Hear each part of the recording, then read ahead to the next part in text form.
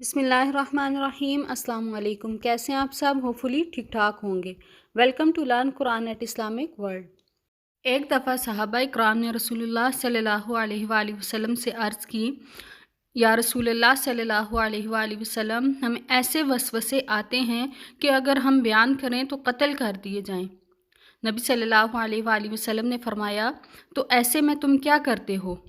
عرض کی، ہم اس کو جھٹکنے کی کوشش کرتے ہیں، خوفزدہ ہو کر اللہ تعالیٰ کی پناہ مانگتے ہیں۔ تو نبی صلی اللہ علیہ وآلہ وسلم نے فرمایا، ذالک کثیرہ الایمان، یہ تمہارے واضح ایمان کی نشانی ہے کہ اس وسوسے کے بعد تمہارے اندر جو بے چینی اور بیزاری پیدا ہوئی تو اس کو دھکیلنے کے لیے، اس سے بچنے کے لیے جو تم نے کوشش کی، یہ تمہارا ایمان تھا اور یہ تمہارے ایمان کی علامت ہے۔ اسی طرح قرآن پاک میں اللہ تعالیٰ نے ارشاد فرمایا ہے، اور کبھی شیطان تمہیں اکسائے تو اللہ کی پناہ مانگو، یقیناً وہ سننے والا اور جاننے والا ہے۔ وسوسہ اگرچہ کتنا ہی برا اور خطرناک کیوں نہ ہو، اگر اس کو خیال بنا کر اس پر توجہ نہ دی جائے تو وہ گناہ نہیں۔ ہاں، اگر اس وسوسے کو توجہ دے کر خیال بنا لیا جائے اور اس پر عمل کر لیا جائے تو وہ گناہ میں شامل ہو جاتا ہے۔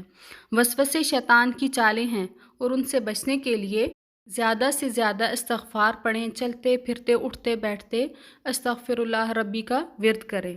جب کوئی دل میں اس قسم کا وسوسہ یا خیال پیدا ہو تو یہ دعا پڑھیں، رب اعوذ بک من ہمزات الشیاطین واعوذ بک رب ان یحضرون۔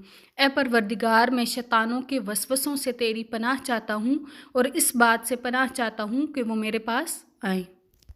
اللہ تعالیٰ ہم سب کو شیطانی وسوسوں سے اور اس کی چالوں سے محفوظ فرمائے، آمین۔ آج کے لیے اتنا ہی، دعاؤں میں یاد رکھیے گا۔ اللہ حافظ۔